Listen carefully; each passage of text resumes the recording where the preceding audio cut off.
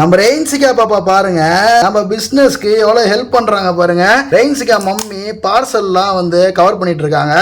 அதுக்கு tape ready பண்ணி கொடுத்துட்டு இருக்காங்க. இங்க பாருங்க, 150 பார்சல் நம்ம இன்னைக்கு அனுப்ப போறோம். ஆக்சுவலா வந்து பாத்தீங்கன்னா டெய்லியுமே இதே மாதிரி 100-150 ஆர்டர்ஸ் நமக்கு வரும். டெய்லியும் பேக் பண்ணி கொரியர் அனுப்பிட்டு இருக்கோம். நம்ம ரெயின்சிகாவும் அவங்க மம்மிக்கு ஹெல்ப் பண்றாங்க.